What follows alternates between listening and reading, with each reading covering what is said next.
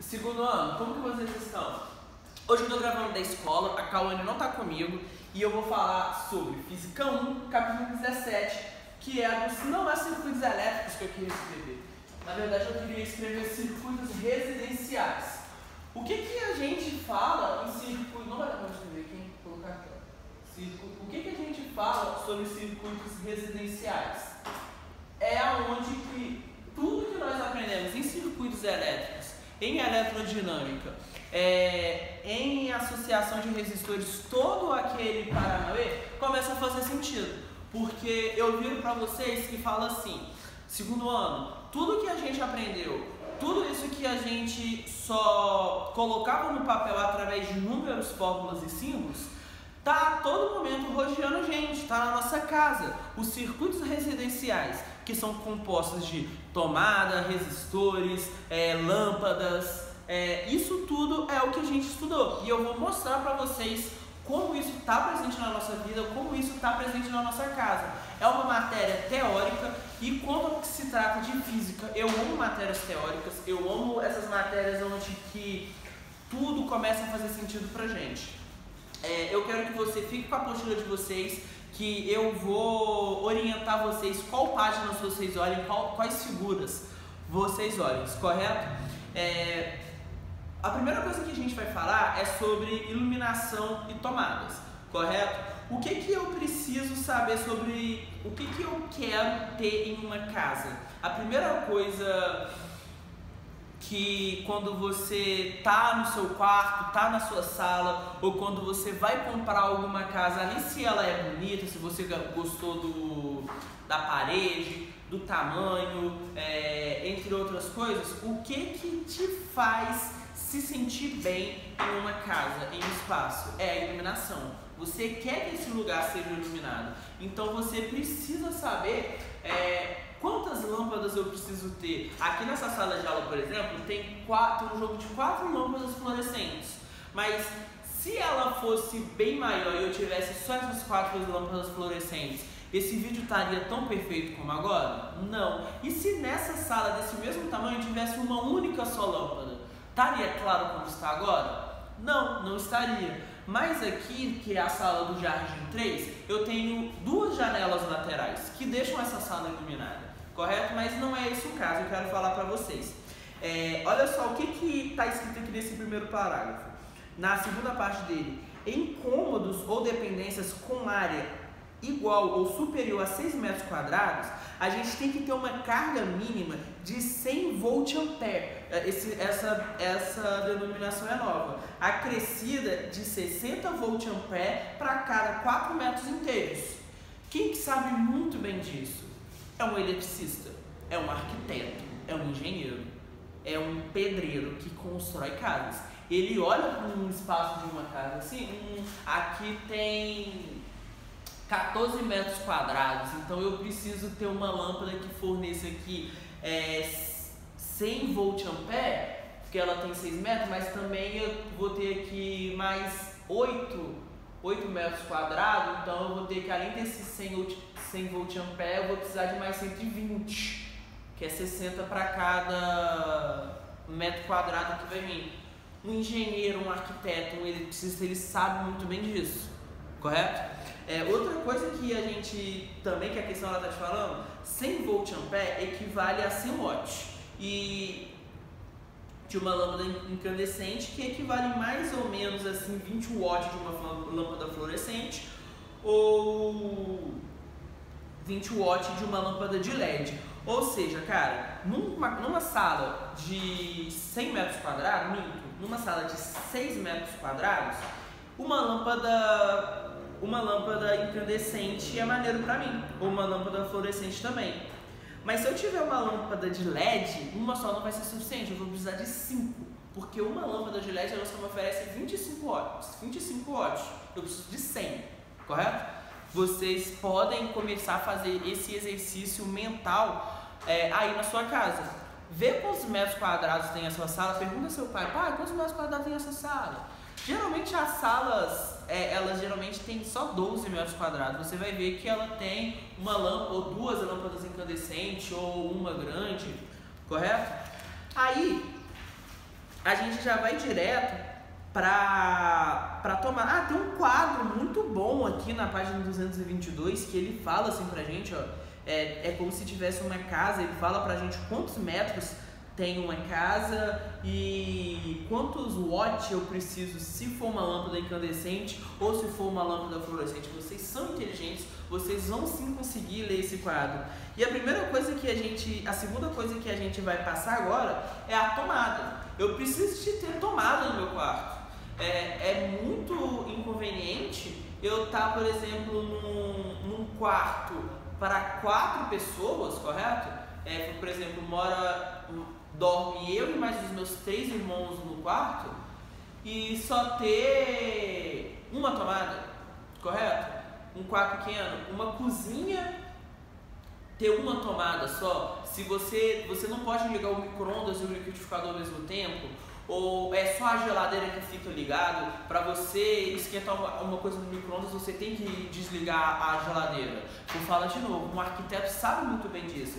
Então tem estipulações, por exemplo, vou começar aqui do 1 para vocês, cômodos ou dependências com uma área igual ou inferior a 6 metros, eles precisam de no mínimo uma tomada.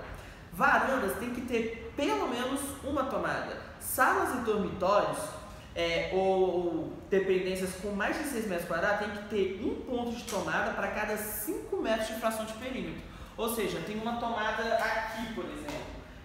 Tem um perímetro de 5 metros, eu preciso ter outra tomada. E olha só, e tem outra ali, correto? E eu preciso também de ter mais além, lá também tem, tá vendo? Eu preciso ter esse padrão na hora de colocar tomadas, correto? Tem mais aqui, banheiros, cozinhas, copas e áreas de serviços. Tem que ter no mínimo aqui 100 volt-ampere por ponto de tomada e eu tenho que atribuir também 100 volt-ampere para os excedentes. Quando você constrói uma casa relacionada a circuitos elétricos, você tem que ter todo esse cuidado. E tomada, para quem não sabe, é como se fosse uma extensão da corrente elétrica que corre. Quando eu pego um secador, por exemplo, e eu quero que tenha corrente elétrica, eu vou colocar a tomada, e a corrente elétrica que está sobre os fios, que vem do poste, que vem da estação de tratamento de energia, que vem das usinas, ela vem diminuindo até chegar aqui. Nós já estudamos sobre isso, tomara que eu não esteja falando grego com vocês. Correto? Outra coisa que eu quero falar aqui também é sobre o tipo de fornecimento e o tipo de tensão. Vou ler esse parágrafo para vocês e vou explicar o desenho.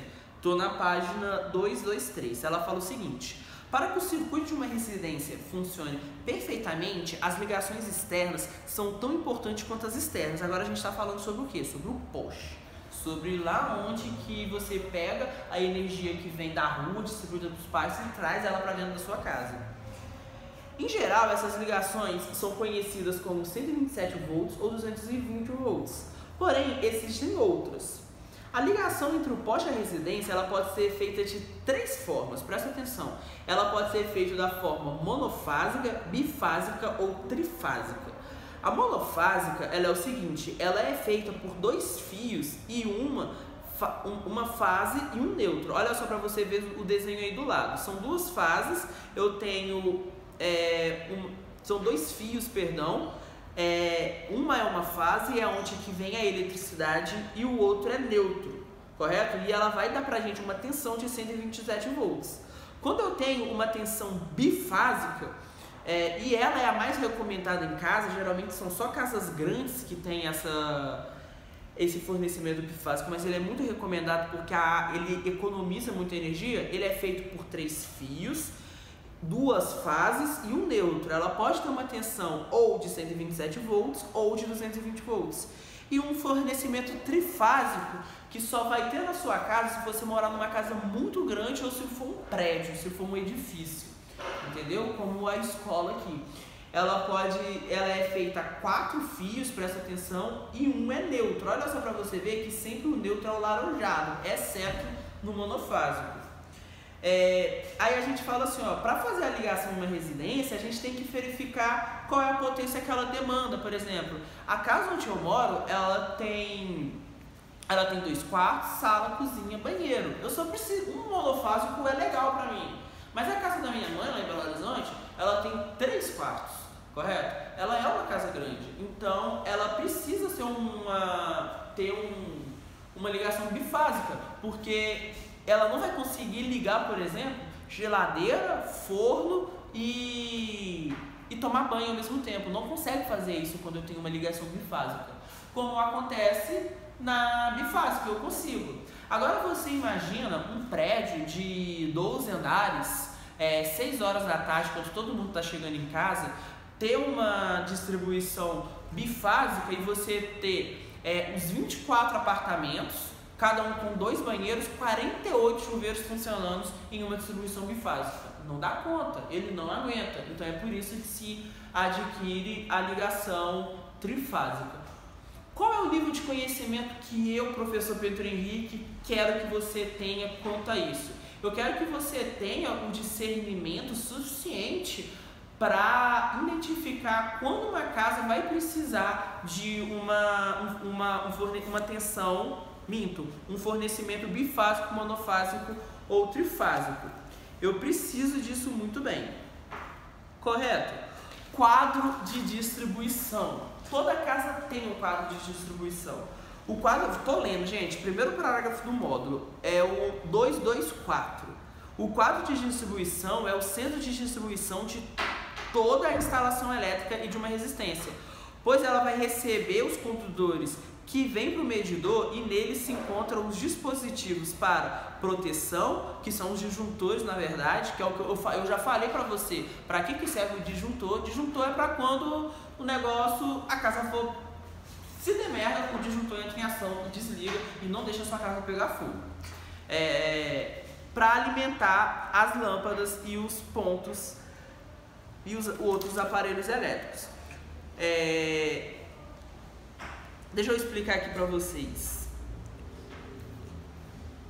O fio que sai do poste para ir para sua casa, vocês vão reparar que vão ser só um. Mas esse fio vai chegar uma hora que ele vai precisar de distribuir, correto? Qual fio que vai para a tomada? Qual fio que vai para as lâmpadas? Qual fio que vai para o ventilador de teto? Aonde que ele distribui? No centro de distribuição.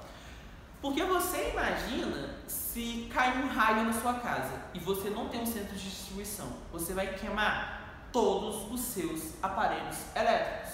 Mas se cai um raio na sua casa e você tem um centro de distribuição, ele vai receber tanto ampere, que ele vai desligar e aquela corrente elétrica vai passar ali. A única coisa que vai pegar fogo, a única coisa que vai danificar vai ser o centro de distribuição. Ele é muito importante. Pera aí, gente. Aí, fui. Ele é muito importante mesmo. Correto? E eu quero falar também sobre o condutor terra. O condutor terra é um fio que tem que ter na casa para a gente não tomar choque. Tem no chuveiro, tem nos ventiladores. Geralmente é o fio neutro. Esse fio neutro dos circuitos a gente chama ele de fio terra. É um fio que não passa eletricidade para justamente você evitar choques elétricos, para não deixar que a energia acumule. Quando a energia elétrica acumula nesses fiamentos do chuveiro, do ventilador, de outros equipamentos, ela passa para o fio terra, fazendo com que você não tome choque. Correto? Gente, essa matéria é muito fácil. Se eu estivesse em sala de aula, eu passaria um trabalho, eu pediria para vocês construírem uma maquete e fazer o circuito elétrico dessa casa, mas infelizmente a gente não tá. Eu pedi nos exercícios conceituais que vocês fizessem os 4 primeiros exercícios conceituais, mas fazendo 5 linhas cada um. E é isso que eu quero que você faça, para vocês diferenciar sistemas monofásicos e bifásicos, para você explicar o motivo de um sistema bifásico ser melhor do que o monofásico. Por que as tomadas atuais hoje têm 3 furos? Vocês vão ter que pesquisar, hein? E para você discutir a importância do condutor terra nos aparelhos da residência. Leiam esse capítulo 17, leiam com calma e a gente depois vai resolver com mais calma ainda os exercícios do capítulo 18, que é para fechar toda essa parte de elétrica em Física 2. Beijos, amo vocês.